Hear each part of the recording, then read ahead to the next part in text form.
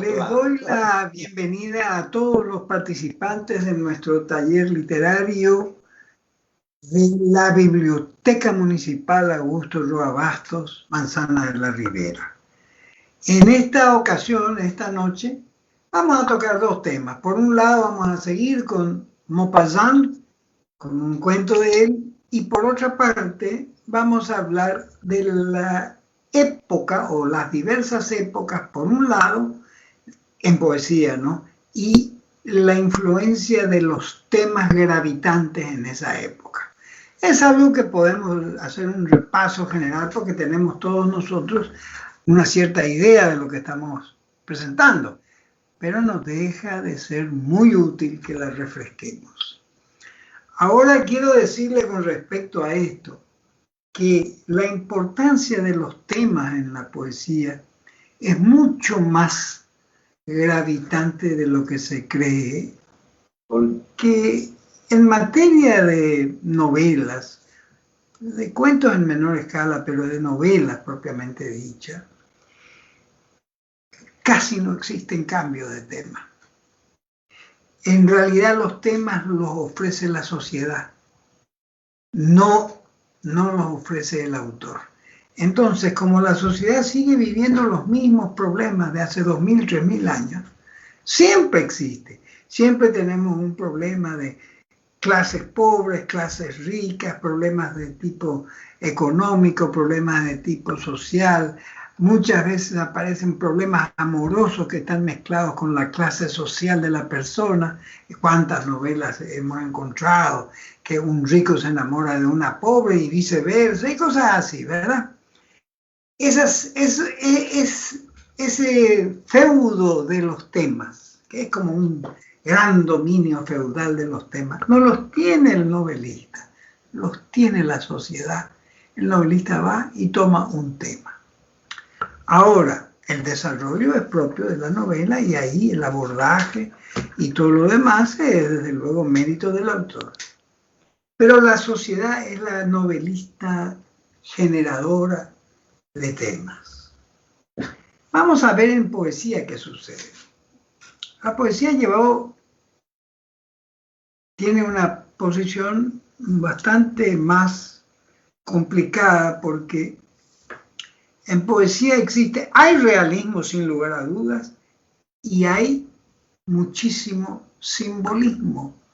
No del movimiento simbolista de Baudelaire ni de otros poetas tan grandes como él, sino de la palabra símbolo. Un poema es generalmente, por una parte, un símbolo o el uso de símbolos, por otra parte, bueno, es el verso como tal, es el idioma. Pero en la parte de símbolos, no es mucho lo que se puede hacer con la sociedad. ¿Por qué? Porque la sociedad es casi incapaz de renovar sus propios símbolos.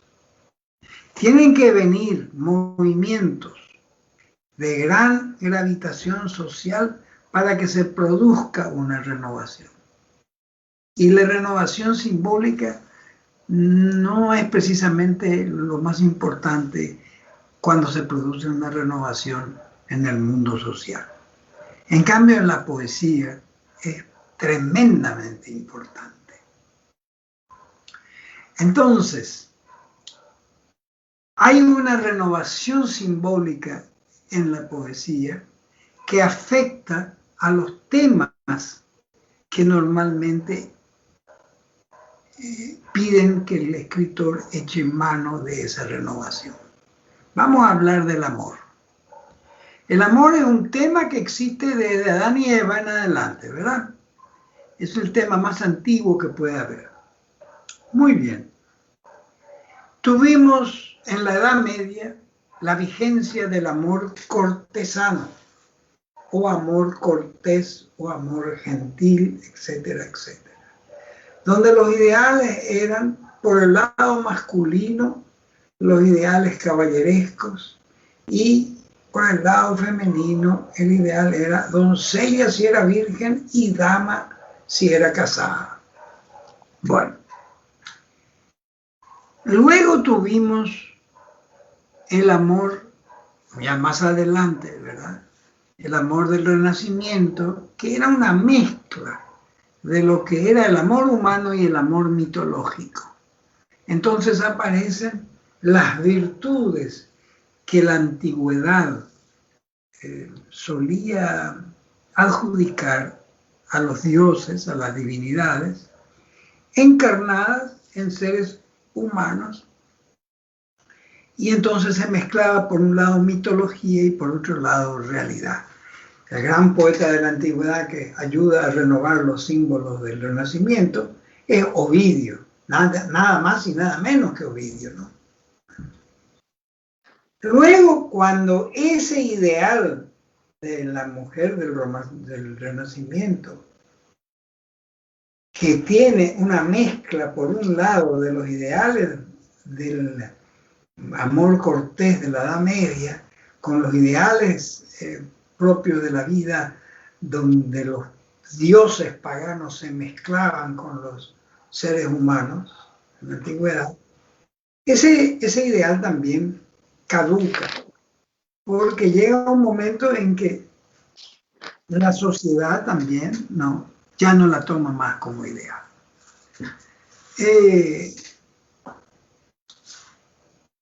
¿Qué viene entonces después? Los neoclásicos en poesía siguen con la misma mirada y la poesía romántica se caracteriza por cambiar la mirada hacia la pareja y hacia el amor que une a la pareja o la separa. Entonces viene una renovación en el romanticismo. Cuando termina el romanticismo por agotarse, cuando las parejas románticas ya es muy difícil encontrar una novela, un cuento, un poema, mucho menos, que sea un claro ejemplo de amor romántico. Bueno, buscamos naturalmente otra manera de enfocar el amor. Cuando Becker, que fue el último poeta con gravitación romántica en español, termina con sus golondrinas y con todo lo demás, y con eso de ponerse de rodillas y jurar amor, ya no aparecen parejas románticas, hasta que aparece Neruda. Y viene Neruda con una nueva clase de amor. Crea una pareja en los 20 poemas de amor, mucho más cerca de la realidad que del símbolo. Y como un poeta debe unir realidad con símbolo, los símbolos que él va descubriendo, como el joven poeta que escribe 20 poemas de amor y una canción desesperada, los símbolos son verdaderamente nuevos. No son los símbolos del romanticismo. Él no es un hombre que se tira al suelo a arrodillarse ante la mujer amada. No, de ninguna manera. Tiene incluso palabras muy extrañas, porque a veces el amor le hace decir, me gusta cuando callas, porque estás como ausente. Eso no es un poema de amor. Eso es un poema donde el enamorado le dice, bueno, Pekín, a todos ustedes, le dice, cállense, ¿verdad? ¿Es la verdad o no? Sí. Y bueno, entonces quiere decir que él tiene la osadía de traer, cállense ustedes todas ya, ¿verdad? Tiene la osadía de traer al mundo íntimo del romanticismo un carácter ocultamente público de un discurso no romántico, que sin embargo termina por ser asimilado en las relaciones de pareja. ¿Por qué se volvió 20 poemas de amor y una canción desesperada? El libro de poesía amorosa que por lo menos hasta nuestra generación, ¿verdad? Sí, hasta ahora. Hasta nuestra generación estaba en un pedestal. Y después, sí, no. después fue criticado un poco, pero siempre siguió estando en un nivel muy superior. Siempre cuando se critica a Neruda se salva 20 poemas de amor. Sí, cierto. Porque en ese él renueva el tema amoroso, en ese libro. En los libros que escribió ya de viejo, como 100 sonetos de amor y los versos del Capitán, ahí ya no renueva nada. Ahí es el poeta que siempre fue y nada más, y nada menos que Neruda. Pero no hay renovación. Ahora, se intenta una renovación en el mundo amoroso a partir de la década del 40, cuando ya había llegado a su esplendor, a los poetas del 40 digo, ¿no? Ya había llegado a su esplendor, hacía mucho tiempo atrás, los 20 poemas. Y en esa época nace de nuevo el ideal romántico por un lado, y por otro lado, el ideal de Edgar Allan Poe, que es el de unir el amor con la muerte. El ideal del ala negra del romanticismo. Tomar dos temas que renuevan al amor. El tema de la muerte lo renueva rápidamente. ¿Por qué? Porque lo corta. Yo ya no puedo seguir amando de la misma manera, sino como un recuerdo a una mujer muerta. Entonces el amor pierde vida, pero gana literatura porque entra la muerte. Ese es el aporte que tiene el romanticismo de Edgar Allan Poe, que entra en castellano hacia 1940, después de la Guerra Civil Española, en España y en América. En América, el grupo que intenta hacer esa renovación, muy interesante, de grandes poetas, posteriormente, sin pasar mucho tiempo, apenas unos cuantos años, experimenta con el surrealismo y trata de darle vida nuevamente al surrealismo, que es un gran inventor de nuevas formas del amor. Esas nuevas formas no consiguieron ni siquiera apoyo dentro de ellos mismos. Entonces, lo que quedó fue un cierto romanticismo y un cierto romanticismo negro. Desde 1940, ni un poeta en ningún idioma pudo cumplir la gran tarea que cumplió Neruda: renovar el sentimiento amoroso en su forma expresiva. Nadie renovó. Grandes poetas como Lorca, como Alberti, como Cernuda, que cayó en un romanticismo. Pues está bien, yo no hablo de sexo ahí porque él era homosexual, ¿verdad? Pero no tiene esa particularidad de tocar un tema en sentido renovador. Es el afecto siempre del amante despechado o del amante enamorado, pero no. Eso viene del romanticismo con toda seguridad. Ahora, no hubo renovación en ese campo. Entonces, ¿qué hace la sociedad hoy? Hace dos cosas. Ofrece toda la historia de la poesía en materia de tradición para que el poeta tome la tradición con la cual él se siente más afín. Y se escriben en nuestra época, y digo en nuestra época de 1940 en adelante, los poemas de amor más diversos que existen. Un poeta en 1970, 80, por ejemplo, escribe sobre el amor con mucha cortesía al estilo de los poetas medievales, y al lado de él aparece otro poeta que escribe como los poetas romanos, con una exageración terrible, como Catulo, que escribió sobre los versos del odio y del amor al mismo tiempo, ¿no? Hay una gran variedad en el abordaje del tema porque no hay una renovación. Es decir, la sociedad no renovó el tema por excelencia que era el amor. Bueno, yo les doy ahora les recuerdo a ustedes algo que es muy importante. Viene el poeta, está ante el papel en blanco o dando vueltas por ahí, quiere escribir sobre ese tema. ¿Qué tradición sigue? Toda la tradición universal está a su disposición. aquella que le resulte más afín a él puede seguirla. Pero tomemos, por ejemplo, otro tema, la libertad.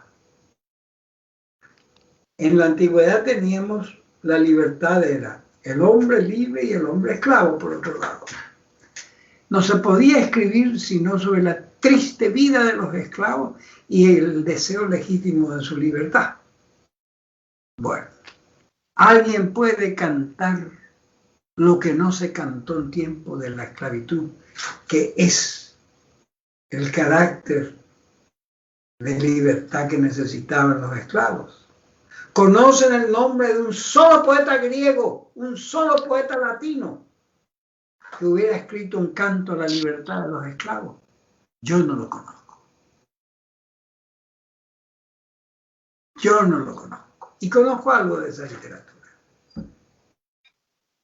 En la Edad Media estaban los siervos. Los siervos estaban dignificados por la Iglesia Católica. Eran personas, no eran cosas. Para los romanos un esclavo era una res, era una cosa. Tenía prohibido el trato de persona hasta que sea liberado. ¿Perdón? Alguien habló ahí. Bueno, entonces, ¿qué pasa? Aparecen grandes obras en el siglo XIX, viendo que la esclavitud estaba disfrazada en los países que decían que no tenían ya esclavos porque habían abolido la esclavitud. Inglaterra, Francia, Alemania, no tenían esclavos dentro de su territorio. Tenían afuera, pero dentro no. Entonces la literatura ve que encuentran nuevos esclavos y ve la gran necesidad de una redención social, porque la clase pobre, la clase que había sido de campesinos despojados, se formó alrededor de las ciudades como las pequeñas aldeas terriblemente olvidadas y abandonadas por todos, que producían a los nuevos esclavos que son los obreros, en aquella época. Entonces aparece el movimiento, los románticos son los primeros que denuncian este movimiento. Entre ellos, por supuesto, Víctor Hugo. Entonces, ¿qué sucede? La sociedad va cambiando por efecto en gran medida también, curiosamente, de las ideas poéticas que estaban dominando la literatura. Y ese dominio que tenía la literatura, transformada en periodismo, transformada en vías de comunicación inmediata para la gente, convirtió a Francia en un país que renovó totalmente la visión social de la literatura y crea una función social que era nueva, que era devolver la dignidad perdida a los que vivían como esclavos sin ser técnicamente esclavos. No podían ser libres. Bueno, vamos a otra cosa. Entra la sociedad a tallar de tal manera en la poesía por efecto de la poesía que interviene en las injusticias de la sociedad, que con el romanticismo la poesía ya es otra. El romanticismo no es la visión edulcorada del pequeño romance estúpido que tienen dos jovencitos que se excitan, ella y él al mismo tiempo al verse. No, hay mucho más que eso. Ahora, ¿dónde no llega esa versión romántica? Los reyes en España traban la llegada, impiden que lleguen los libros. Era imposible conseguir en Madrid uno de los libros franceses de Baudelaire, incluyendo a Víctor Hugo el primero, de Lamartine y de todos ellos, de los poetas románticos. No podían encontrarlos.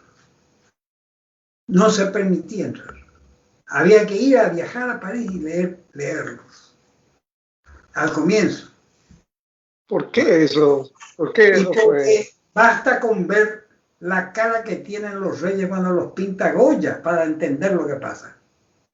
No había más que una familia en España compuesta por rey, reina y príncipes para dominar la totalidad de ese país. Exigía que el obispo se arrodillase ante él. Nadie entiende lo que era la monarquía en España. Nadie entiende. ¿Por qué Napoleón puso a su hermano, que era un botarate de primera, para sustituir al rey en España? Porque el rey era imposible. No podían apartarse de la ortodoxia. Todo lo que era ortodoxo y ortodoxo y ortodoxo. Los americanos que venían del Río de la Plata o que venían de Lima, Perú o de México a España, que eran muchos de ellos hijos de españoles, ¿verdad? Ellos iban y cruzaban a Francia. En Francia podían tener las ideas de libertad que necesitaba el continente latinoamericano. No vinieron de España. De España solo venía la sumisión. Era un país enemigo de sí mismo por culpa de esa familia real terrible que tenía. Cuando ellos vieron que era necesario cambiar un poco para que todo siga más o menos igual, se volvieron gatopardistas. Entonces permitieron la lectura en francés y en una o dos librerías de Madrid de los autores de la enciclopedia. El primer libro de Juan Jacobo Rousseau, ¿cuándo entró a España? Creo que bien entrado ya en el siglo XIX. Cuando era un libro olvidado ya en Francia, en Suiza y en Europa. Así era la realidad verdadera de ese continente. Por eso España tuvo un resurgimiento maravilloso. Porque la rebelión contra la injusticia de esa familia real hizo que dentro de esa familia real se crearan dos tendencias. Una tendencia que por suerte triunfó, que es la que vienen estos reyes actuales, estos Borbones de hoy, que son mucho más tolerantes que lo que había antes. Alfonso XIII, etcétera, etcétera, todo. Incluso intentaron la república, primero fracasó varias veces, para poder actualizarse con lo que era Europa. España, decían los franceses, comienza en los Pirineos, que es donde comienza África. Europa termina en los Pirineos y no incluye a España. Esa era la realidad del siglo XIX, les guste o no les guste. ¿Por qué un hombre se levanta contra sus padres? Que es lo que pasó con todas las repúblicas independientes de América. Eran sus padres españoles y eran efectivos y realmente criollos, españoles de primera línea eran. Todos, los del Río de la Plata y los del Pacífico, eran iguales. Todos eran iguales. Y ellos tuvieron que ir, por un lado, a Francia, como San Martín, por otro lado, a Inglaterra, como Bolívar, para poder tener el apoyo intelectual que necesitaba la independencia de América. ¿Pero por qué? Por este carácter profundamente retrógrado. Hay algo que tiene España, la religión católica, que está desde mucho tiempo atrás asegurado, y que se llama la nulidad del matrimonio. Por ejemplo, un matrimonio no se puede divorciar en la Iglesia Católica, porque no hay divorcio, pero se declara nulo, se declara como que nunca existió. Hay condiciones que cumplir para eso. Es mucho más fácil si se trata de personas de alcurnia y cosas así. Y se dice, Roma locuta causa finita. El tribunal de la Rota en Roma tenía que expedirse y una vez que hablaba el tribunal se declaraba que la causa había terminado. ¿Cómo influye eso en la poesía y en la literatura? Que se disuelva un matrimonio. Cuando no se podía disolver normalmente un matrimonio, venían las grandes novelas románticas llenas de infidelidades, de punta a punta, todo era infidelidad. ¿Sí o no? Eso era también la poesía. Hoy en día que se consigue un divorcio casi con la misma facilidad con que se compra una Coca-Cola, terminó eso. terminó como tema, terminó como fuente, como recurso. ¿Y qué tipo de tradición en la relación humana llamada amor existe? Todo lo que la tradición puede dar desde el comienzo hasta hoy. Amor cortés, amor romántico, amor sensual, amor espiritualizado, etcétera, etcétera. Todo eso viene de la antigüedad hasta hoy, pero no es una renovación actual. No hay renovación. Que yo me pueda divorciar en 24 horas no quiere decir que exista una renovación. Existe una renovación social porque anula la causa que da origen a una teoría literaria posterior. Que es decir, en esta frustración social nace una nueva literatura. Una novela como Madame Bovary, que ya había no divorcio, pero un divorcio, porque el divorcio por mutuo consentimiento fue propuesto por Víctor Hugo en España. En Francia fue propuesto por Víctor Hugo a Napoleón III, y Napoleón III rechazó y no consintió. Por mutuo consentimiento no había necesidad de nada. Lo único que tenían era el matrimonio con separación de bienes. Eso significaba que tenían que dormir en la misma alcoba, teniendo los bienes separados. Ahora, ¿qué pasa con estos cambios sociales que la gente no quiere ver lo que significó? Nosotros tuvimos en el Paraguay, lo sostengo yo con alma, corazón y vida, la gente más sabia que pudo venir de España, que es la que agarró y se metió con la nación guaraní y conyugalmente convivió con la nación guaraní. ¿Por qué? Porque se salvó de esta miseria que tenía España, que no permitía la relación amorosa en su plenitud. Entonces, España, Paraguay entre ellos, a través de América Latina, da un toque romántico a la novela, que es la novela de dos culturas diferentes encarnadas en dos amantes. Esa novela vivió en el romanticismo maravillosamente bien y vivió después en la era moderna maravillosamente bien y también en la poesía. Ahora,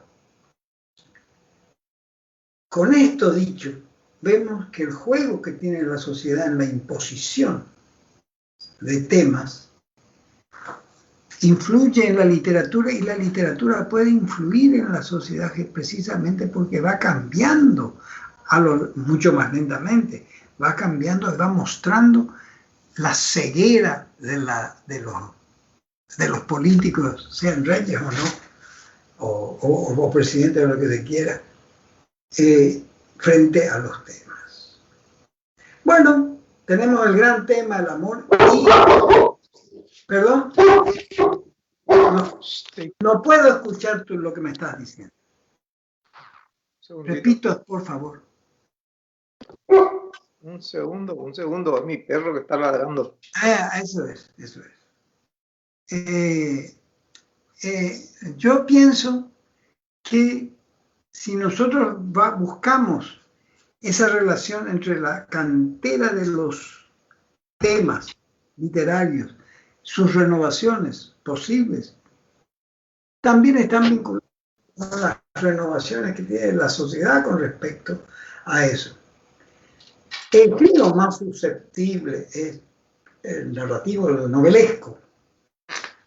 Las novelas de amor son la manera más espléndida que tiene uno de conocer todos los problemas de una sociedad, o el teatro, y ahora ya no el teatro, el cine, ¿verdad? Pero si tenemos conciencia de lo que estamos diciendo, vemos también que la corriente llamada tradición literaria se expande rápidamente y abarca ella las diferencias regionales que tienen las sociedades. Una historia de amor en el Far West, en el lejano oeste, está tomada de la Edad Media. Y el Far West no tiene nada de Edad Media realmente. No tiene la Edad Media, no figura en el Far West. Far West nace de la idea de que la tierra es libre para el que la conquista. Como también en América Latina la tierra era para los conquistadores. Ahora,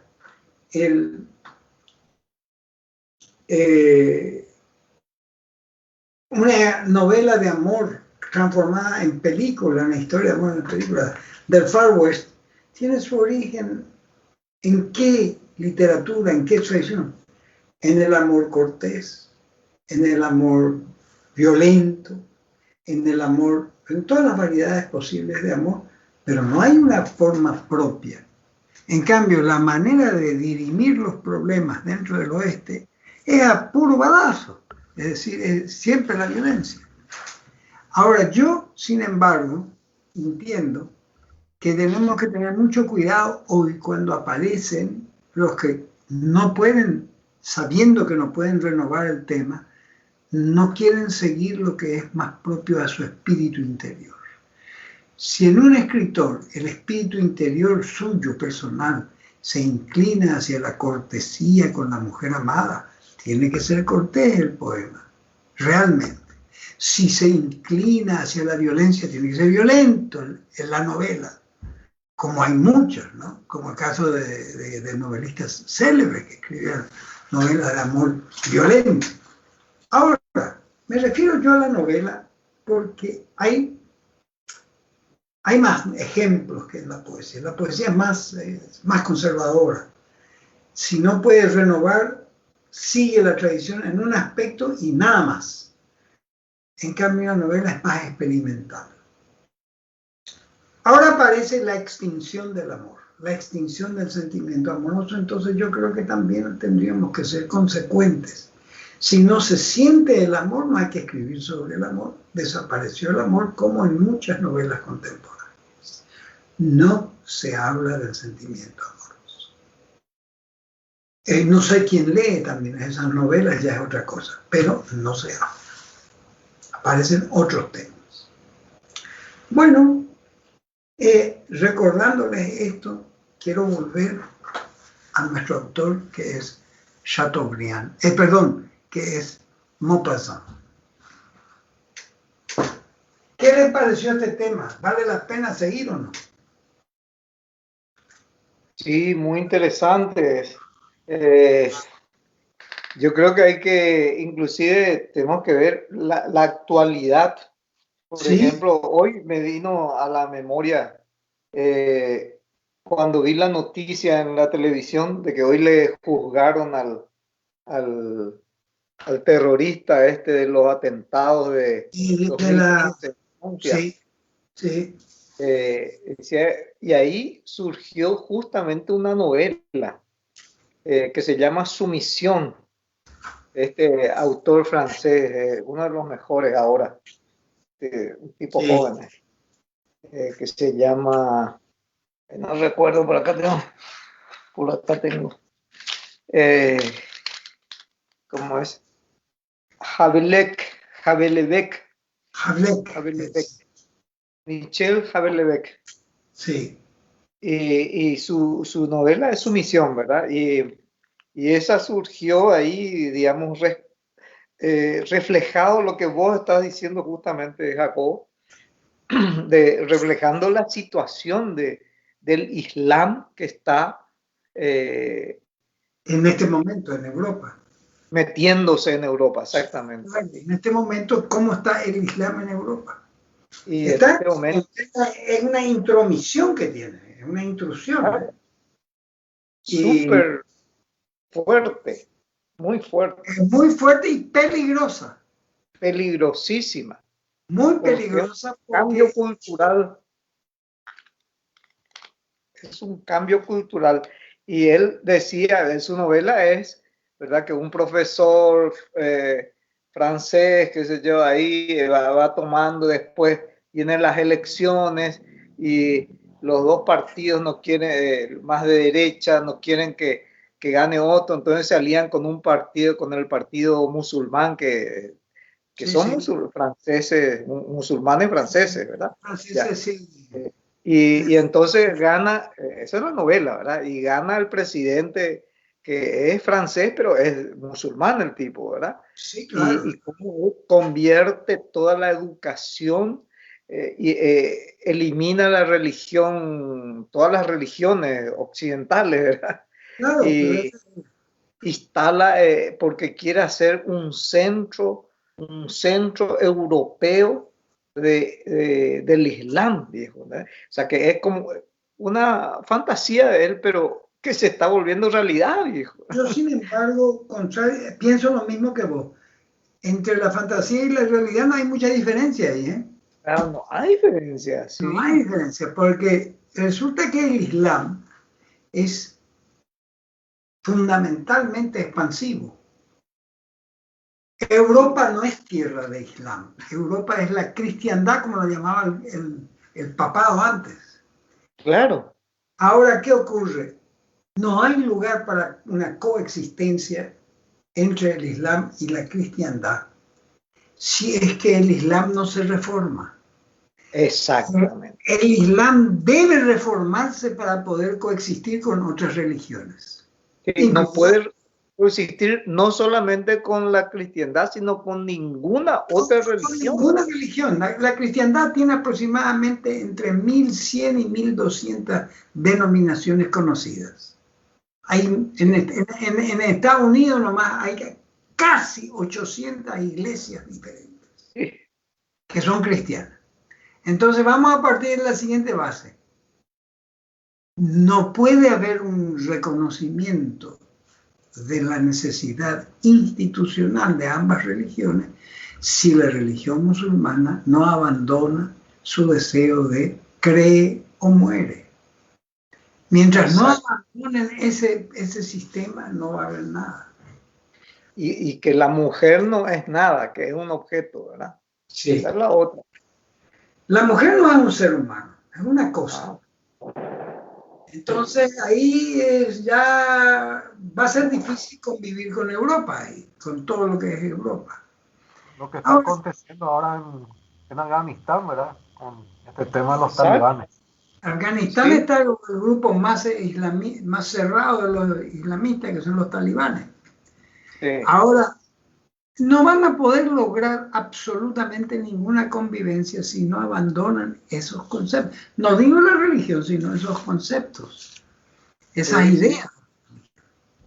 Sí, Y los otros países musulmanes tienen problemas con ello. muchísimo no se llegan a entender. Sí. Entonces eso los ha llevado. Quiero yo ahora leer un cuento de Maupassant que se llama Camarero, una caña. Cuando se habla de una caña en general fuera de Paraguay y la Argentina, se habla más bien de un vaso que de otra cosa.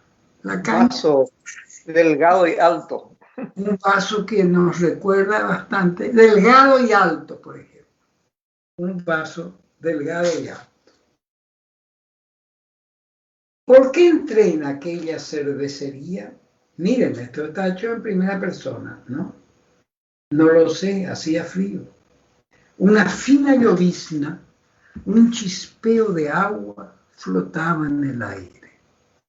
Velaba las mechas de gas con una bruma transparente. Arrancaba brillos a las aceras transitadas por las luces de los escaparates. Iluminaba el fango húmedo y los zapatos sucios de los transeúntes. No me dirigía a ninguna parte. Daba una breve caminata. Después de cenar, pasé por el Crédit Lyonnais, que es un banco, por la calle Viena y por algunas otras. De repente, divisé una cervecería bastante grande y medio vacía. Entré sin propósito. No tenía sed. Eché un vistazo. en busca de un espacio donde no me sintiera apretujado. Me dispuse a sentarme al lado de un hombre aparentemente viejo y que fumaba una pipa de 3 al cuarto, de barro, negra como el carbón. Unos 6 u 8 posavasos, apilados encima de la mesa ante él, indicaban el número de cañas que ya había tomado. No me fijé en mi vecino. De un vistazo lo catalogué como un típico consumidor de cañas. Estamos en una cervecería, ¿no? Uno de esos peculiares parroquianos de las cervecerías, donde entran por la mañana cuando abren y se van a la noche cuando cierran. Iba sucio, estaba medio calvo, pero tenía largas guedejas de cabello grasiento y canoso que le llegaban al cuello de la levita. Sus ropas, demasiado holgadas, parecían confeccionadas en una época en que el hombre tuvo barriga. Se adivinaba que el pantalón no se le mantenía fijo en la cintura y que aquel individuo no podía dar 10 pasos sin verse obligado a ajustar y sostener aquella prenda mal ceñida. Llevaba chaleco. Solo pensar en los botines y en lo que debían de contener me llenó de espanto. Llevaba al borde de los puños deshilachados, completamente negros, como las uñas. En cuanto me senté a su lado, aquel personaje, con absoluta tranquilidad, me dijo: ¿qué tal? Me volví hacia él con un sobresalto y le miré fijamente. Añadió: ¿no me reconoces? No. De Barré, le contestó. Me quedé estupefacto. Era el conde Jean de Barré, mi antiguo compañero de colegio. Le di un apretón de manos. Me sentía tan desconcertado que no se me ocurría qué decir. Por fin acerté a balbucir: ¿y tú, qué tal estás? Yo, como puedo, respondió tranquilamente. Calló. Quise ser amable, me esforcé por decir algo. ¿Y a qué te dedicas? Ya ves, repuso con resignación. Me sentí enrojecer, insistí y pregunté: ¿pero cada día? Exhalando densas bocanadas de humo, dijo: todos los días son iguales. Y, golpeando el mármol de la mesa con una moneda, exclamó: camarera, camarero, 2 cañas. 2 cañas a la 4, repitió una voz a lo lejos. Y otra, aún más lejos, espetó un agudo: ¡ahí van! Acto seguido, apareció un hombre con mandil blanco, delantal blanco, llevando 2 cañas de las que, al correr, vertía amarillos goterones en el suelo cubierto de serrín. De Barré vació de un trago su vaso y lo dejó encima de la mesa, al tiempo que sorbía la espuma que se le había quedado en los bigotes. Después preguntó: ¿y qué novedades hay? De hecho, no tenía ninguna novedad que comunicarle. Balbucí: ninguna, chico. Soy comerciante. Con su voz inalterable preguntó: ¿eso te divierte? No, pero ¿qué quieres? Algo hay que hacer. ¿Por qué? Pues para trabajar. ¿Con qué finalidad? Yo no hago nada, ya ves, nunca hago nada. Cuando no se tiene un céntimo, comprendo que se trabaje, pero cuando se tiene de qué vivir, es una ocupación inútil. ¿De qué sirve trabajar? ¿Lo haces por ti o por los demás? Si lo haces por ti, es que te divierte, y en tal caso, estupendo, pero si lo haces por los demás, eres un tonto. Dejó la pipa en el mármol de la mesa y gritó de nuevo: «Camarero, una caña», y añadió: «Hablar me da sed, no estoy acostumbrado. Pues si yo no hago nada, me dejo ir, envejezco. Cuando muera, no añoraré nada. Solo tendré un recuerdo, esta cervecería. Ni mujer, ni hijos, ni preocupaciones, ni pena, nada. He preferido». Vació la caña que le habían servido, se pasó la lengua por los labios y volvió a tomar la pipa. Yo le observaba con estupor. Pregunté: «Pero no ha sido siempre así, ¿verdad? Siempre, desde el colegio. Eso no es una vida, es horrible. Veamos, seguro que haces algo, que quieres a alguien, que tienes amigos». «No, me levanto a mediodía, vengo aquí, almuerzo, tomo unas cañas, espero a la noche, ceno, tomo unas cañas. Luego, hacia la 1:30 de la madrugada, vuelvo a casa y me acuesto, porque aquí cierran. Eso es lo que más me molesta. En los últimos 10 años he pasado por lo menos 6 en este taburete, en mi rincón, y el resto en mi cama, ni un minuto en otra parte. A veces hablo con los parroquianos. Pero antes, cuando llegaste a París, ¿qué hiciste? Estudié Derecho en el Café Médicis. Y después crucé el río y llegué aquí. ¿Por qué hiciste el esfuerzo de cambiar de orilla? Verás, no puede uno quedarse toda la vida en el barrio latino. Los estudiantes hacen demasiado ruido. Ahora ya no me moveré más. Camarero, una caña. Creí que se burlaba de mí. Insistí. Háblame con franqueza. ¿Has tenido algún disgusto importante? Un desengaño amoroso, ¿verdad? Evidentemente, eres un hombre tocado por la desgracia. ¿Qué edad tienes? 33, pero aparenta 45 por lo menos. Lo miré a la cara con atención. Su rostro arrugado, descuidado, parecía el de un anciano. Unos largos pelos formaban un remolino en la parte superior de su cráneo, dudosamente aseado. Sus cejas eran enormes. Llevaba un grueso bigote y la barba poblada. De pronto, no sé por qué, tuve la visión de una palangana llena de agua negruzca, el agua después de lavar semejante pelambre.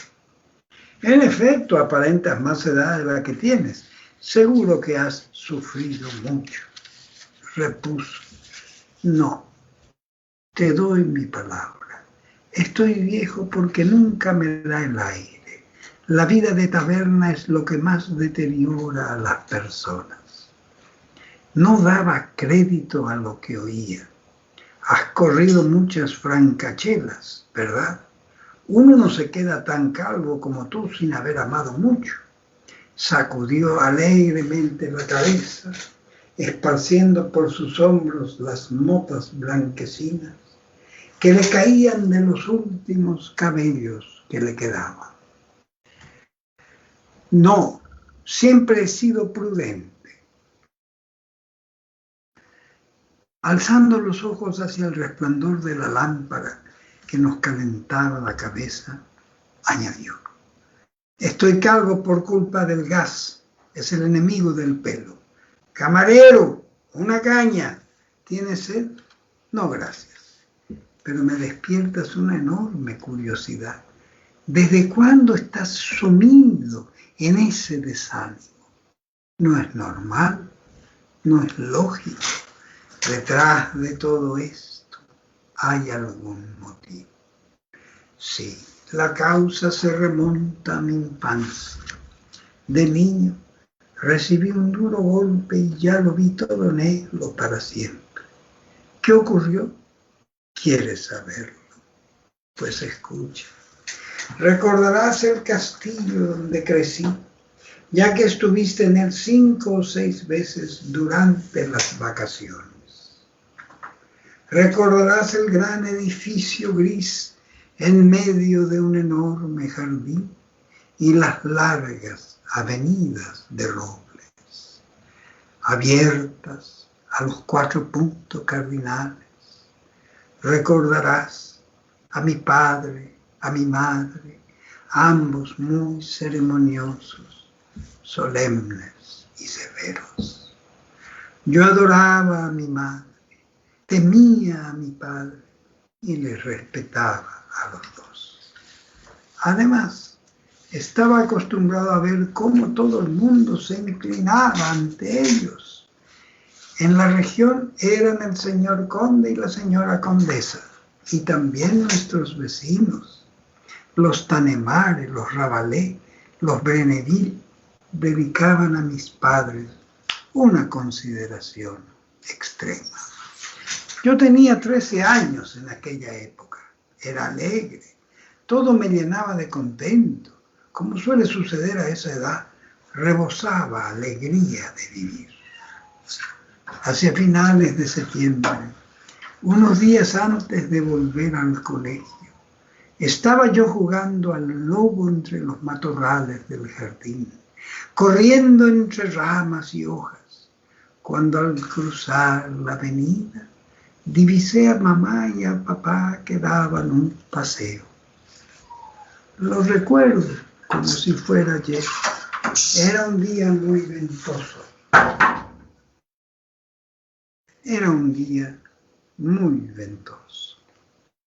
La hilera de árboles se inclinaba bajo las ráfagas de viento, gemía, parecía gritar, lanzar esos gritos sordos, profundos, que los bosques emiten cuando hay tormenta. Las hojas caídas, ya amarillas, revoloteaban como pájaros, se remolinaban, luego caían y corrían a lo largo de la avenida, como animales veloces. Caía la tarde. La espesura estaba sumida en sombras. La agitación del viento y de las ramas de los árboles me excitaba, me impulsaba a correr como un loco y a aullar, imitando a los lobos. En cuanto vi a mis padres, avancé hacia ellos a paso furtivo bajo las ramas para sorprenderles como si de veras fuera un merodeador. Pero a unos pasos de mi objetivo me detuve, invadido por el instinto del miedo. Mi padre, presa de un terrible arrebato de cólera, gritaba: «Tu madre es imbécil. Además, no se trata de tu madre, sino de ti. Te digo que necesito ese dinero y exijo que firmes». Mi madre respondió con firmeza: «No firmaré. Es la fortuna de Jean. La guardo para él y no quiero que te la comas con mujerzuelas y criadas como has hecho con tu herencia». Entonces papá, temblando de ira, se volvió y tomando a su mujer por el cuello, empezó a golpearla con la otra mano con todas sus fuerzas en pleno rostro. El sombrero de mamá cayó al suelo. Sus cabellos sueltos se desparramaron. Intentaba rehuir los golpes, pero no lo conseguía. Y papá, como enloquecido, Golpeaba, golpeaba. Ella rodó por el suelo, escondiendo el rostro entre los brazos. Entonces él la puso boca arriba para seguir pegándole, apartando las manos con las que mi madre se cubría la cara. En lo que a mí respecta, amigo mío, tuve la sensación de que el mundo tocaba a su fin, que las leyes eternas se habían trastocado. Experimenté la impresión que nos invade ante los hechos sobrenaturales, ante las catástrofes monstruosas, ante los desastres irreparables. Mi mente infantil caía en el extravío, enloquecía y empecé a gritar con todas mis fuerzas, sin saber por qué, presa de un pánico realmente terrible. Mi padre me oyó, se volvió, me vio y levantándose vino hacia mí. Creí que se disponía a matarme y huí como un animal acosado, corriendo en línea recta hacia el bosque. Erré durante 1 hora quizá o acaso 2, no lo sé. Anocheció y caí en la hierba. Allí me quedé, ido, consumido por el miedo, roído por una pena capaz de romper para siempre un pobre corazón de niño. Tenía frío, quizá tenía hambre. Amaneció. No me atrevía a levantarme, ni a caminar, ni a regresar a casa, ni a escapar de nuevo, temiendo un encuentro con mi padre a quien no quería volver a ver. Quizás hubiera muerto de desdicha y de hambre al pie de mi árbol, a no ser por el guarda que me encontró y me llevó a casa a la fuerza. Encontré a mis padres con su expresión habitual. Mi madre se limitó a decirme: «¿Qué miedo me has hecho pasar? Malo, más que malo, no he dormido en toda la noche». No respondí, pero me eché a llorar. Mi padre no pronunció palabra. Al cabo de 8 días volví al colegio. Pues bien, chico, para mí se acabó. Había visto la otra cara de las cosas, la mala. Desde aquel día no he vuelto a ver la buena. ¿Qué ocurrió en mi mente? ¿Qué extraño fenómeno cambió mis ideas? Lo ignoro. Pero no volví a sentir gusto por nada, ni ganas de nada, ni amor hacia nadie, ni ningún deseo, ni ambición, ni esperanza. Y sigo viendo a mi pobre madre en el suelo, en la avenida del jardín, mientras mi padre le daba de palizas. Mamá murió unos años después. Mi padre aún vive. No he vuelto a verlo. Camarero, una caña. Le sirvieron una caña que bebió de un trago. Pero al tomar su pipa temblaba y la rompió. Entonces hizo un gesto de desesperación y dijo: «Vaya, eso sí es una verdadera lástima. Tardaré 1 mes en curar una nueva». Y a través del vasto local, lleno ahora de humo y de bebedores, lanzó su eterno grito: «Camarero, una caña y una pipa nueva». Ahí termina el cuento. ¿Qué opinión les hace a ustedes respecto? A cualquiera de ustedes me gustaría conversar con cualquiera y después seguimos, ¿verdad? ¿Me escuchan bien o no me escuchan? ¿Por qué no abren sus... Alberto? Muy interesante el relato. Bien. Bueno. Me hace recordar mucho al relato por el estilo de la forma de Minué, ese cuento que leímos la vez pasada. Exacto.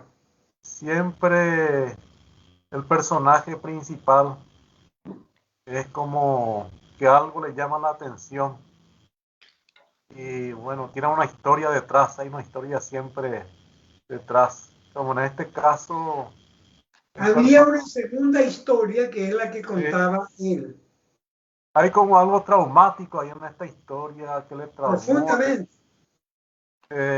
Indudablemente que la imagen es esa de su madre siendo golpeada por su padre, lo traumó Es un y lo niño marcó. que ve a su madre golpeada por su padre y le Lo escucha a mar- la madre decir, no te voy a dar el dinero porque ese dinero es para nuestro hijo, para su educación. Y ella me vas a dar, no te la voy a dar para que se la gaste de nuevo con prostitutas y con criadas, le dijo. Era una pelea conyugal terrible, ¿verdad? Y el chico era testigo de eso. lo marcó para siempre Lo marcó ese por así, trauma. pero Sí. lo marcó de tal manera que lo apartó del mundo. Él nunca pudo olvidar eso y nunca pudo sentir nada que no sea que el mundo se hubiera caído delante de él. Ya le fue todo indiferente desde aquel entonces. Sí, él se apartó del mundo Sí. y se Entonces apartó a iba, ver. como suele decirse, el desencanto le traía casi todos los días a ese mismo bar a tomar Exactamente. su No caña. tenía otro, en realidad no tenía otro lugar donde estar que ese bar. Esa Era se su, la sabía. era su mundo. Sí.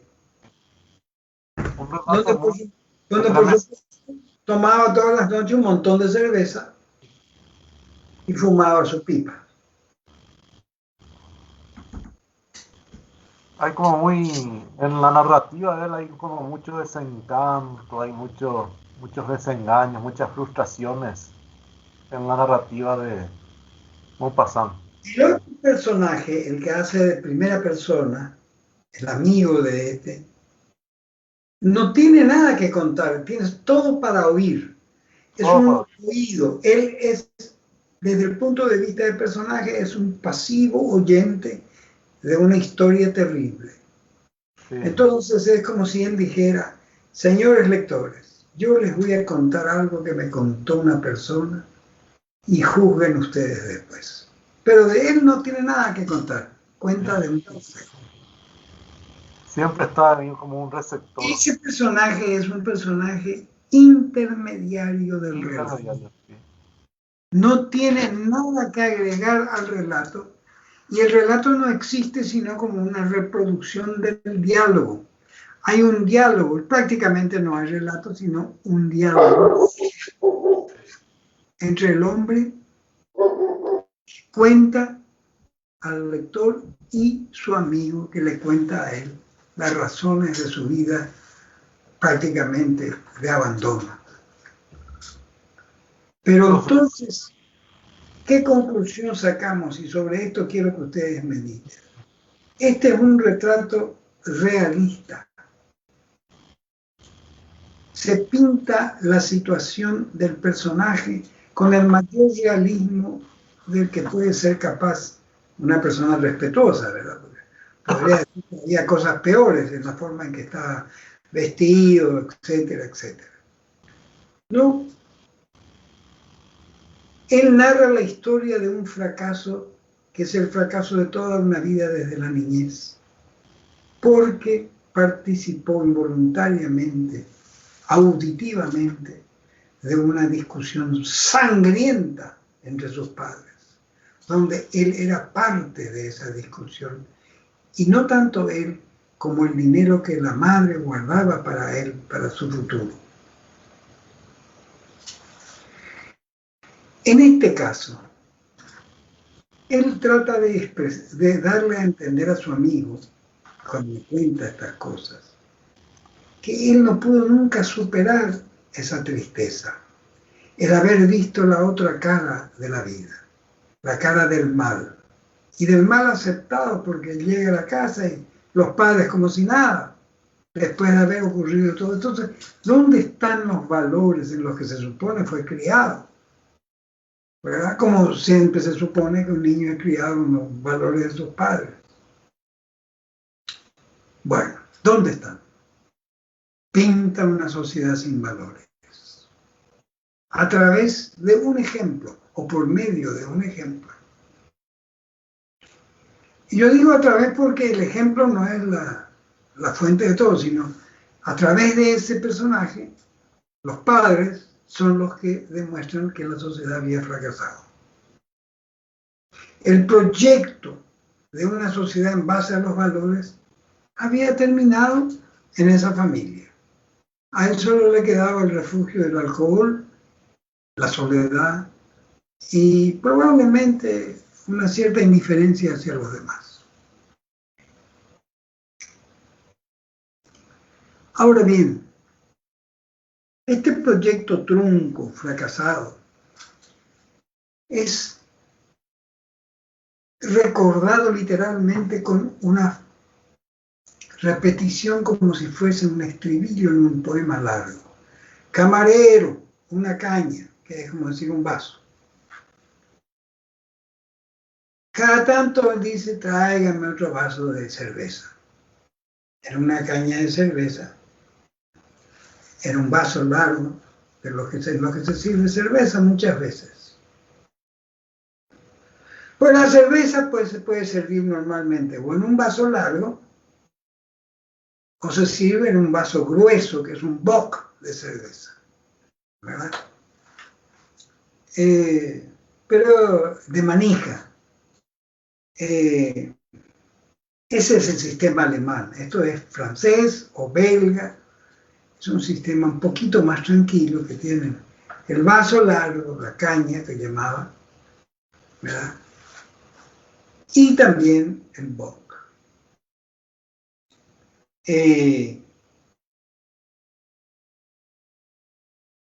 Vamos a otro punto del mismo relato. Es un personaje sin salida. Es una sociedad sin salida. Es un narrador neutro, porque el hombre lo único que hace es dejar hablar a su amigo. Le hace las preguntas del caso para que el otro hable con entera libertad. ¿Cuál es el papel del lector? ¿Qué papel asumen ustedes? ¿Asumen un papel? Yo entiendo, porque es el que más o menos asumo yo, de un lector comprensivo con la situación de este hombre. Comprensivo. Yo veo en él a una víctima del mal, pero no a un victimario. No veo en él a alguien que pueda hacer otro daño que el que se hace a sí mismo. Se toma a sí mismo como objeto de abandono y de daño. Es en el fondo un hombre bueno, con todo el mundo, porque su indiferencia es una muestra de la bondad. Y su abandono es también una muestra de la incapacidad de aceptar la maldad ni la hipocresía. El lugar que ocupa ese hombre tristemente en la sociedad es el de un borrachín perdido. El lugar que ocupa en la moral es de un defensor de los grandes principios morales. Pero ¿ante quién sale él a defenderlo? Ante un amigo al que le cuenta, ya borracho totalmente, su historia. Como ven, es una historia basada en la negatividad.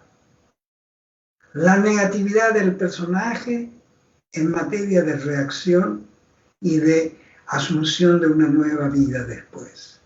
Y la negatividad de toda la sociedad, que en realidad se traduce en indiferencia o desconocimiento, en no participación. Viene él y se adjudica el papel de llamar la atención a la sociedad sobre esto, y escribe un cuento. Escribe un cuento que está destinado no a un lector individual, sino a un lector que en la persona de un individuo, de un lector, encarne los sentimientos de moralidad que ha perdido una sociedad. Y en él todavía vive. Está dedicado a la parte, digamos, crítica y sana de una sociedad. Eso es lo que le hace falta a mucha literatura de hoy. Alguien que nos llame la atención sobre la falta de fidelidad a los principios que decimos sostener en nombre de la sociedad. Eso falta. ¿Dónde aparece hoy un escritor como Maupassant? ¿Dónde? Aparecen los discípulos del realismo, los que pintan como él una escena de un bar, una escena de donde sea, con los ojos de quien está atento a la realidad, a la adhesión a la realidad, porque tampoco es la realidad puesta delante de una cámara, ¿verdad? O de una grabadora, es una invención de un diálogo, etc. ¿Qué futuro le ven ustedes a este tipo de literatura? No me refiero yo al lenguaje que utiliza, que es muy del siglo XIX. Me refiero a un lenguaje más acorde con nuestro tiempo. ¿Qué tipo de futuro le pueden ver ustedes a esta literatura? Pensemos un poco. Jacobo, Querido amigo, ¿cómo se llama el cuento? el cuento se llama Una caña más, por favor. El nombre que él le pedía, tráigame una caña más, por favor. Sí, sí, yo creo que es muy actual el tema. Y como vos decís, un tema que me parece que es muy, como que está ausente a nivel de literatura, ¿verdad? Actual. Dígame qué está presente a nivel de literatura actual que se escriba hoy. Dígame. Un tema, cualquiera. Vamos a hablar sobre eso si es que yo lo leí. Yo te digo, mira, ahí tengo una opinión un poco, digamos, lateral a lo que estás preguntando, no tan directo a lo que estás preguntando. Pero creo que lo que habíamos hablado en encuentros anteriores, Sí. cuando decías que actualmente no hay una literatura, no se ve literatura, ¿no? En general, No solo en este campo, sino en general no hay una relevancia literaria, ¿verdad? No. Yo creo que la realidad de hoy supera absolutamente a la ficción, ¿verdad? Y Es decir, esta misma historia se ve todos los días en los noticieros de televisión. Sí. Y entonces, ¿quién va a escribir sobre eso? Creo que es muy... Antes no estaba difundido esto, si bien esto es una actitud humana que siempre existió, ¿verdad? Sí. Pero no estaba diseminada, no había... Bueno, no estaba literaturizada, no se había vuelto literatura. Claro. Y hoy, sin embargo, vos prendés la televisión o escuchás la radio y escuchás esta misma historia, esta y más terrible todavía. ¿Cómo no? ¿Cómo no? Sin el condimento literario, ¿verdad? Sí, Entonces, lo que escuchás es la visión de la realidad, pero no es el realismo. claro, exactamente. Porque esa es la diferencia que permite que exista el realismo todavía en la literatura. Exacto. Una cosa es la realidad, entendida ella como objeto de una versión o de una visión. Vamos a analizar lo que estás diciendo, que es algo que para mí, para usar una sola palabra te lo digo, es apasionante. Es apasionante ver lo que uno ve en televisión. ¿Por qué es apasionante? Porque nos permite ver algo y escuchar el comentario, no de la persona cuya acción estás viendo, sino del periodista, o de un policía, o de un juez, de un tercero, ¿verdad? Cierto. Entonces, nosotros tenemos en lo que se llama información televisiva, los que los psicólogos de los medios de expresión masiva se llaman, más media, ¿no? Los más medios. Claro, los más media, lo que ellos llaman la visión separada de la opinión. Sí. Question on one side, lo que se ve por una parte y lo que se dice de lo que se ve. Exacto. Entonces, That you think about. ¿a quién sustituye el periodista cuando está informando? Al literato, justamente. ¿A quién está sustituyendo el periodista cuando está informando? Al relator. Al relator del relato que tenemos nosotros. Entonces, por ejemplo, se produce todos los días ves lo mismo, no me digas que no, un asalto a un banco, a una empresa, etcétera, entran dos ladrones de motocicleta o como sea, uno saca el revólver, le rompe la cabeza al otro, abren la caja, llevan el dinero, bueno, y todo eso que uno ve lo cuenta el periodista. ¿Y qué más dice? Sí. ¿Qué más dice? ¿Qué información tenemos nosotros de ese acto policial? Francamente terrible, ¿no? Incluso muchas veces mata a la persona para robarse ahí unos pesos, ¿verdad? Sí. Entonces, ¿qué información tenemos? Tenemos un comentario que McLuhan, ¿te acordás de aquel famoso comentarista? McLuhan. Sí. Él decía siempre la palabra redundante, decía. Es la palabra, the redundant word, es la palabra que se dice cuando no es necesaria. El periodista en la televisión está usando una palabra que nadie la está esperando porque lo está viendo. Para que él te cuente lo que yo veo, yo le tengo tanta confianza o más a mis propios ojos que a su lengua. Entonces, para más lo cuenta mal. Para más lo cuenta apurado y sin toda la información necesaria. Y lo que es peor, en mi opinión, sin poder volver a pensar dos veces sobre lo que va a decir. No tiene sin hablar castellano. Entonces, y además, tiene todo en contra. Ahora, ¿qué ocurre? Eso que nosotros vemos no nos quita el deseo de leer una novela.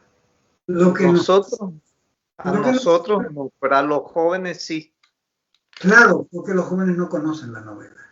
Claro.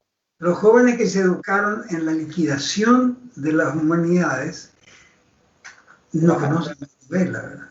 Los que viven en esto, los que nacieron en esto. Yo teníamos 10 años cuando leíamos por lo menos Robinson Crusoe, etcétera, ¿verdad? Ellos no leen nada. Entonces, ¿qué sucede? Para quien nada lee, él cree que la literatura es información. Y la literatura es creación, no es información. Para información, en realidad, la televisión, si vos me permitís esta expresión, la quiero hacer pública. La televisión no ataca a la literatura, ataca al periodismo. Lo que muere por culpa de la televisión es el diario, no es la novela. Nadie quiere esperar 24 horas para enterarse de una noticia cuando se puede enterar en el momento. Claro, claro. Pero resulta que el que muere es el diario, que reflexiona tan siquiera de manera periodística, es decir, rápida, sobre un tema de trascendencia. Desaparece la reflexión sobre el suceso. Cuando desaparece la reflexión sobre el suceso, me refiero yo a la reflexión no de un filósofo profesional, sino de cualquier persona que mira la tele, ¿verdad? Claro. Cuando desaparece la reflexión sobre el suceso, el hombre queda confinado a sí mismo y no tiene el sustento del arte. Hoy en día estamos hablando de una sociedad súper especializada, ¿verdad? Tenemos especialistas en la rueda derecha del coche y en la rueda izquierda del coche. Tenemos especialistas. ¿Qué especialistas hay en literatura? Teóricamente hay. Hay especialistas en novelas de Sudáfrica, especialistas en cuentos de Malasia, etcétera, etcétera. A la hora de la verdad no son nada. No son especialistas literarios. ¿Por qué? Porque no estudian la especialidad literaria como tal. El que estudia literatura puede después estudiar la literatura del país que sea. Eso es secundario frente a lo primario. Un novelista, primero novelista y después un novelista italiano, francés, paraguayo, etc. Después. Él tiene una nacionalidad después. Incluso puede darse el caso de que puede ser un novelista de países que no tienen novelistas. Pero es, ¿por qué? Un ejemplar único, etc. Bueno, yo pienso que aquello que los medios de comunicación como televisión están haciendo es le están quitando al periódico el protagonismo que tenía con respecto a la noticia, pero no pueden de ninguna manera competir con la novela. Claro que no.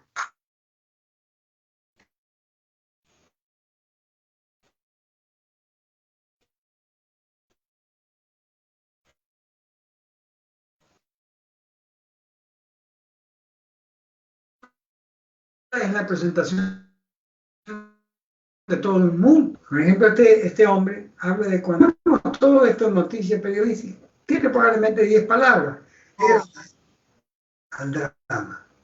Lo que yo también noto es que en el campo periodístico no hay tampoco reporteros de investigación que ahonden más la información, que hagan un periodismo un reportaje de investigación. Bueno, ese sería en todo caso un problema del periodismo, ¿no? El periodismo tendría que darle, los periódicos tendrían que darle. Es una especialización, ¿verdad? Sí. Hay grandes periodistas que hicieron. Eso que vos llamás periodistas de investigación son escritores. Hay inclusive grandes periodistas que hicieron novelas en base a esos hechos reales.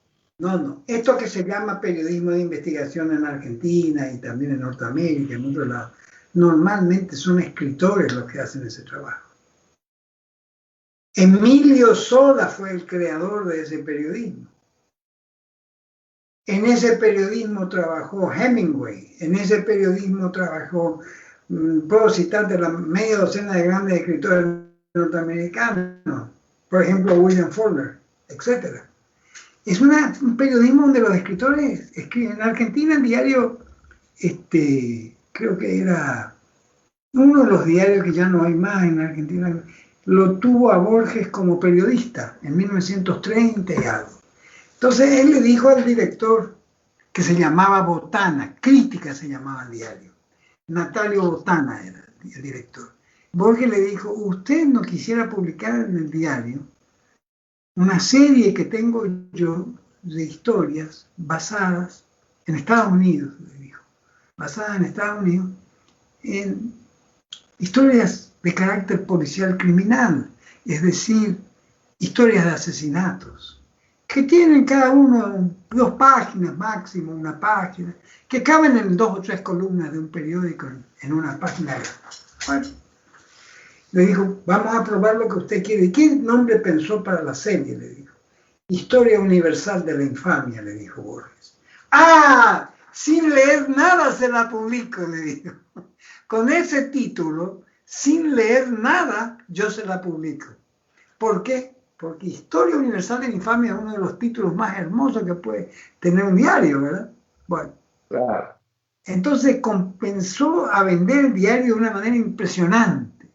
Se publicaron ahí, creo que una buena parte, si no todos, los relatos que se incluyeron después de la publicación en un volumen.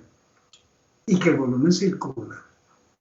Y eso influyó en la forma de hacer periodismo también. Ahora, ¿qué sucede? Ahí se mezclaba un poco el hecho histórico que existió con la imaginación del autor. Por ejemplo, hay un hecho conocidísimo. Según el tribunal en Estados Unidos, yo no recuerdo en qué ciudad fue, el tribunal que juzgó a este criminal fue así. Dictó, la luz roja. Dictó sentencia de culpabilidad a un hombre que había matado a 50 personas. Mató al número 50 y entonces pudieron agarrarlo, lo juzgaron, lo encontraron culpable. Lo condenaron, por supuesto. No recuerdo yo si la pena fue cadena perpetua o si fue... No, la silla eléctrica habrá sido. En aquella época habrá sido. No sé si el Estado tenía silla eléctrica y cuando no había silla eléctrica lo fusilaban. O lo ahorcaban. En el oeste lo ahorcaban y en el este lo fusilaban. En otro estado ya la cámara de gas también. Eso vino mucho más tarde, vino ya con la Segunda Guerra Mundial. No me acuerdo cuál fue la condena, pero quiero que ustedes recuerden lo siguiente. El asesino pasaba por una cervecería o por un café al aire libre y se encontró que un hombre había bebido, por lo visto, más de la cuenta y estaba con las manos puestas sobre la mesa y la cabeza inclinada sobre las manos, mostrando la cabeza, ¿no?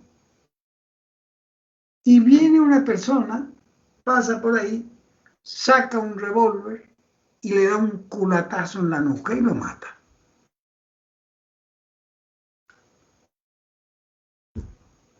La policía terminó por agarrar al asesino ahí, porque se quedó ahí dando vueltas.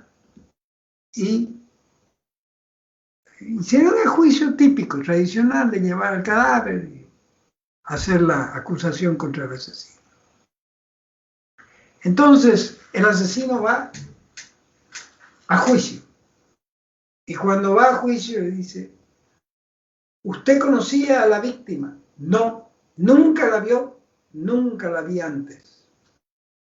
Y según usted dice, o usted cuenta, dice usted que este hombre estaba dormido con la cabeza inclinada sobre la mesa. Sí, de manera que ni siquiera pudo hablar con él. ¿No habló con él? No. ¿Por qué lo mató, señor? Y la respuesta que dio corresponde a la infamia del ser humano. Según Borges, yo había matado 49 y me faltaba uno para redondear la cifra y que sea decimalmente perfecta. Es un asesino decimal, ¿verdad? Mató para tener 50 y no 49 en su haber. Tenía 49 aguaí, ahí tenía 50.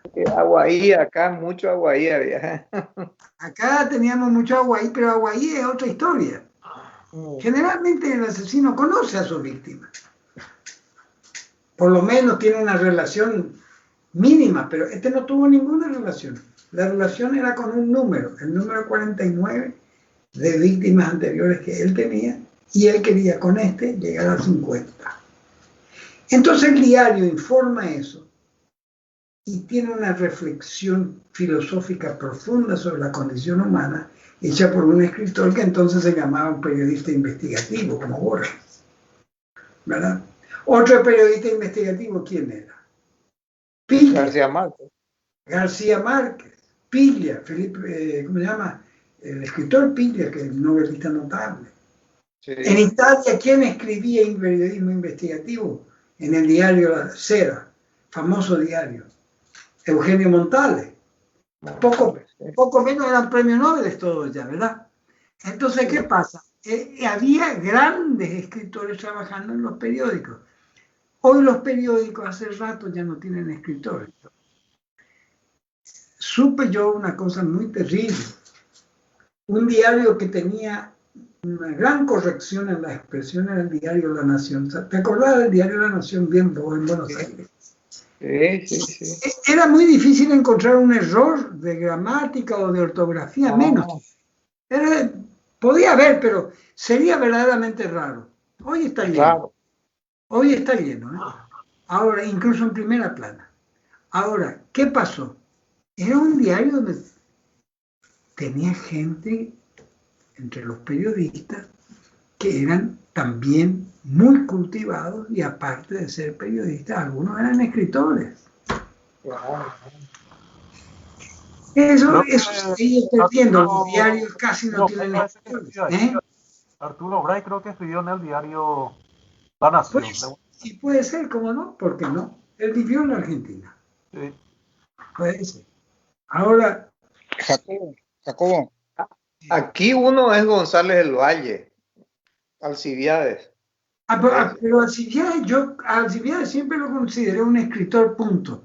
Él vivía de ser periodista, ¿verdad? Y era un buenísimo periodista, es un buen periodista, si querés llamarlo así, con toda la corrección del caso, ¿verdad? Pero no hay muchos como él, ¿eh? Yo no conocí otro. No. Cuando yo trabajé en el diario La Tribuna, estábamos Apleyar y yo. Imagínate. Apleyar venía a la tarde y yo venía a la mañana. Y el director era Chávez, ¿te acordás de Chávez? Chávez, sí.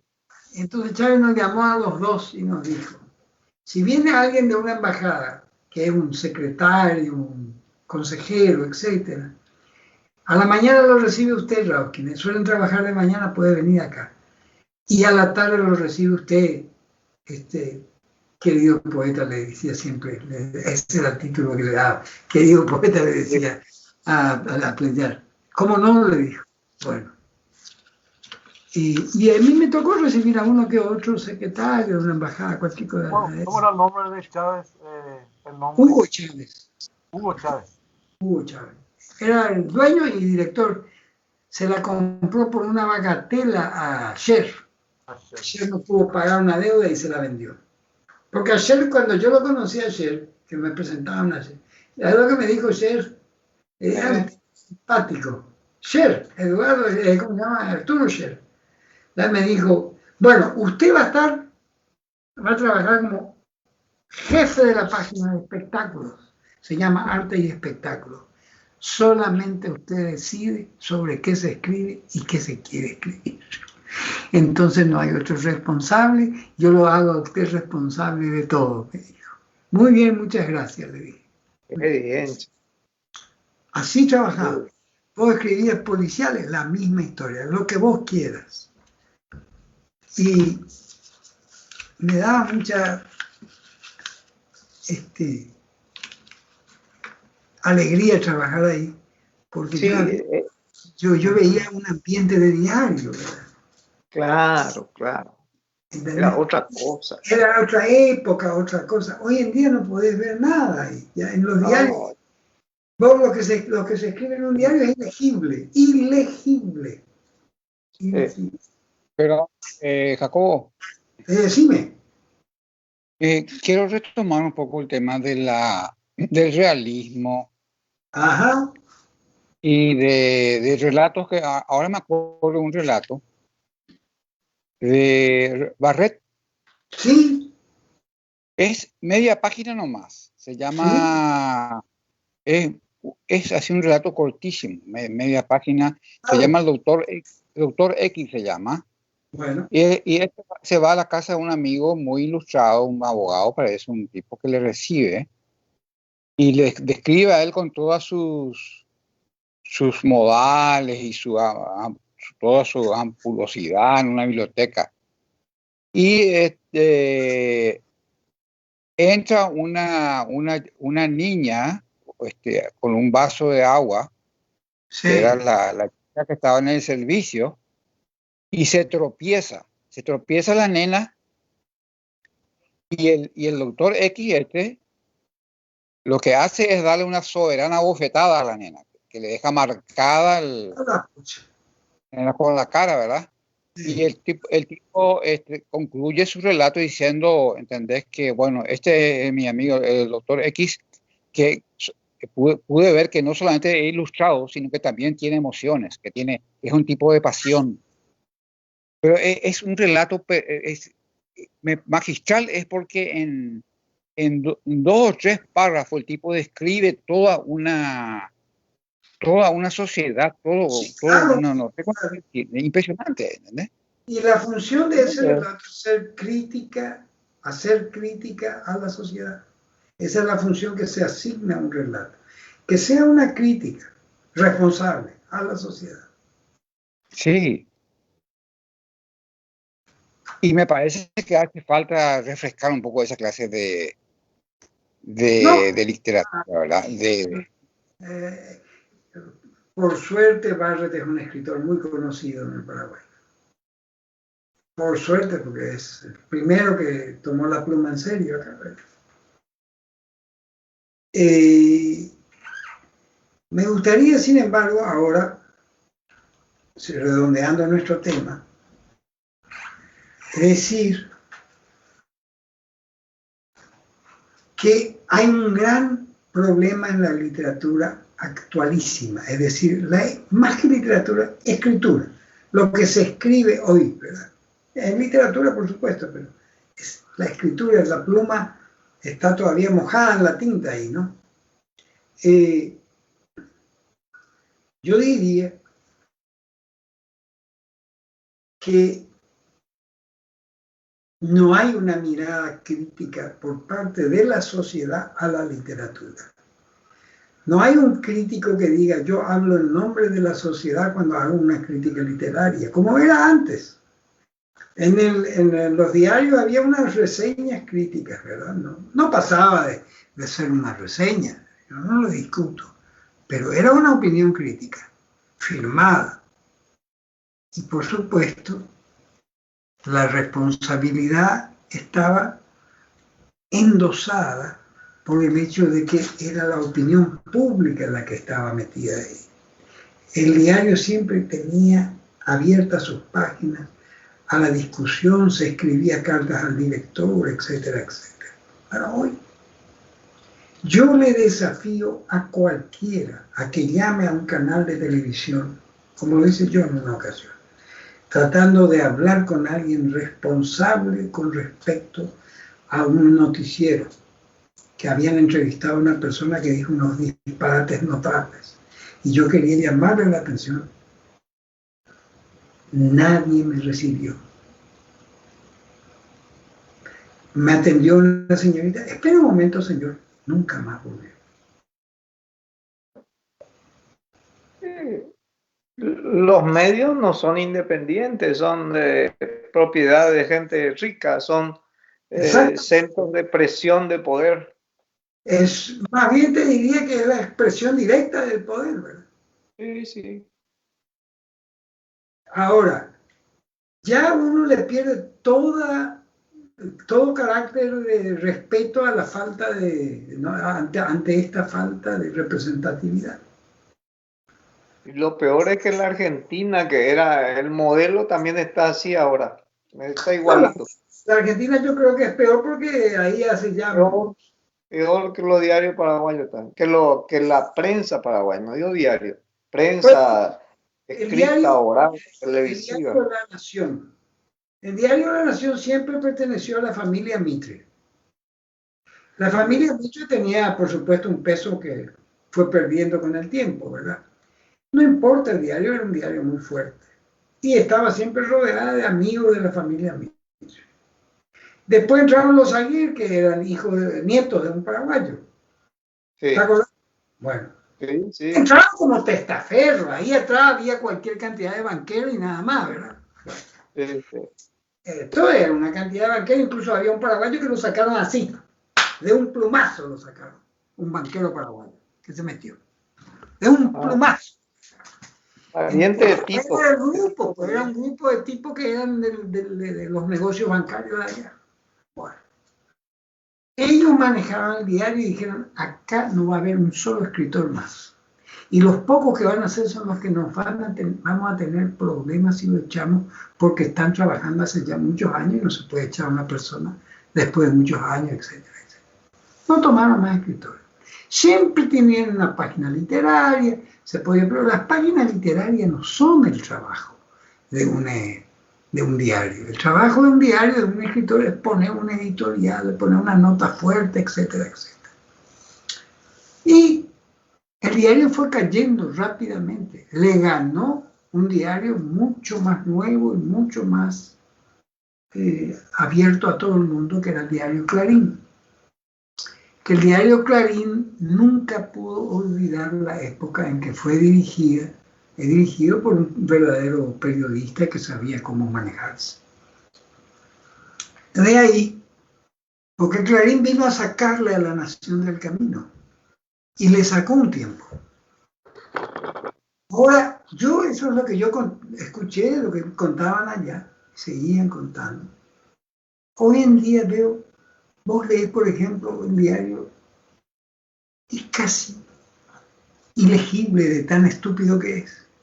En cambio, Clarín es más inteligente. Clarín es francamente enemigo del gobierno. Entonces vos lo lees como un diario opositor, pero no como un diario tonto. Este no quiere hablar contra el gobierno nacional, entonces no tiene tampoco contra cómo hablar. Excluye directamente, nunca menciona a la verdadera gobernante de la Argentina, que para mí, para vos y para todos es la Cristina, ¿verdad? Bueno, no, tiene prohibido mencionarse ese nombre. Es decir, llega un momento en que vos te das cuenta que los diarios acabaron como tales. La gente en realidad no los lee más a estos diarios. Y yo creo que eso también es responsabilidad de la sociedad misma. No es una cuestión exclusiva de los dueños y de los propietarios. Ahora me interesa tomar estos temas porque yo creo que la literatura, a pesar del problema que tiene actualmente, que viene del mismo lado.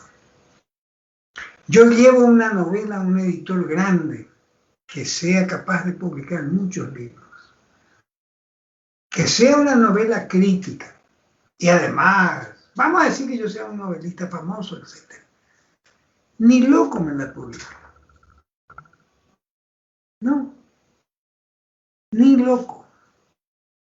Después de pasar lo que le pasó, ¿te acordás de John Forsyth? El novelista que escribió El espía que volvió del frío. El espía que volvió del frío era una película basada en la novela de John Forsyth. Que era yo pocas veces he leído un libro tan terrible como ese y casi nunca he visto una película tan terrible donde un agente secreto es enviado a la muerte. Enviado a la tortura, los mismos jefes se encargan de liquidarlo. Es un tema, prácticamente, si vos después de eso seguís siendo inglés o norteamericano, ya, ¿cuál es la diferencia con un soviético? Ninguna. Entonces, claro. ¿Qué pasa? Claro, no le querían publicar el libro. Hasta que al final, un primo segundo de la reina de Inglaterra tenía una editorial, ese le editó una edición. No pudo repetir la edición. La película se vio una vez en todos los cines porque había un compromiso bancario muy grande. 2 veces ya no se pasó. Del espía que volvió del frío. Ahora, ese hombre hizo en francés se llama rentrée, una vuelta, un regreso en el mundo de la literatura. Escuchen bien lo que voy a decir. Escribe un libro sobre el negocio de las grandes empresas farmacéuticas. Algo que anticipa en cierta medida, en forma ficticia, el riesgo de la vida que tienen los que están en los experimentos químicos, ¿verdad? Y biológicos. Sí. Esos experimentos se hacían en África y las pruebas se hacían como medicamentos ya aprobados en un gobierno amigo de África. Por supuesto, era un crimen porque moría la gente, ¿verdad? ¿No sabes qué? El día que se publicó la revista, por suerte no lo mataron, fue ametrallado su automóvil. En Londres fue ametrallado el automóvil. Hoy no se sabe ni siquiera dónde vive el hombre. No tiene más editores. Es decir, eso también no había antes. Antes vos escribías, pero vos tenías una literatura que tenía el atisbo de la ficción, pues. Siempre tenías que ver mirabas por arriba de la reja de todo y había ficción. Hoy con el mito de que quieren hacer una cosa súper realista, hacen una mentira súper realista. Muchos libros hoy no nos dicen nada, no nos traen conflictos verdaderos. Ese libro que escribió John Forsyth, yo estoy seguro de que en el siglo XIX hubiera sido publicado a riesgo de todo y hubiera sido comentado por todos los diarios, etc. Por eso digo, muchos autores... Odessa, ¿verdad? Odessa, creo que él escribió el libro. Odessa. Odessa. No, repetime porque no entiendo tu palabra. Odessa. Odessa. El autor del libro de Odessa, no sé si fue él, pero la novela que yo te estoy diciendo tenía otro nombre. Era un nombre largo que ahora no recuerdo, ¿no? En inglés era un nombre de 3, 4, 5 palabras en realidad.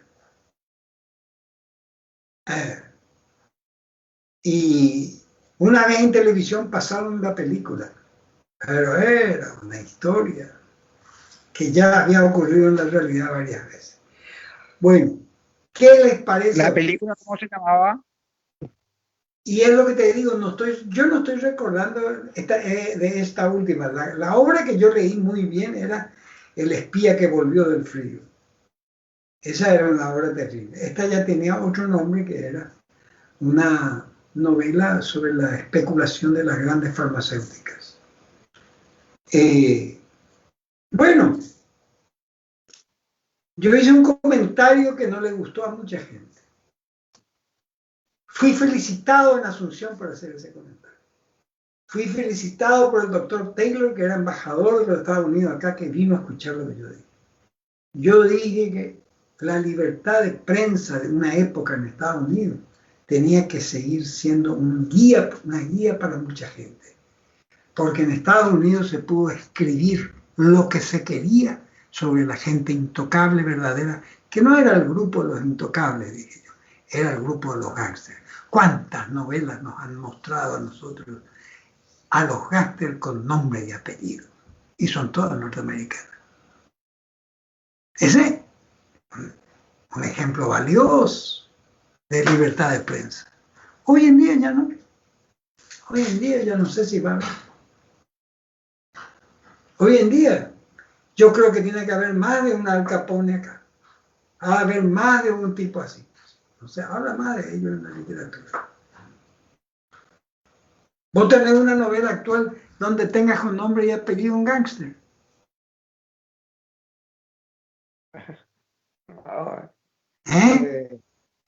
Oscar González Dager. Ahí tenés, por ejemplo, un bestseller perfecto. Claro. Ahí tenés. José va a escribir, dice. José va a escribir. Y bueno, José va a escribir. Bueno. Es buen escritor. Muy bien, está bien. Yo quiero seguir tocando los temas del realismo del siglo XIX y mezclándolo con los problemas que tenemos ahora, sobre todo para ir viendo que no todos son problemas literarios, sino que se mezcla con muchas cosas la literatura. Claro. Se mezcla con Por suerte nosotros somos de lengua española, porque España es uno de los países más libres que existe hoy. Es uno de los países más libres que puede existir.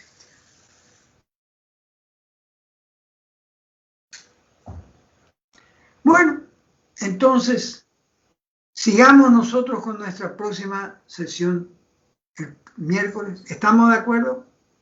Perfectamente. Sí, claro que sí. Y yo les deseo a ustedes un feliz fin de semana y un buen descanso y regresamos el próximo miércoles. Igual. Excelente, Jacobo. Bueno, abrazo para todos. Un abrazo para todos ustedes y hasta la próxima. Hasta la próxima. Gracias. Chao. Chao. Gracias, que estén bien. Dale, José, la próxima lee ya tu novela.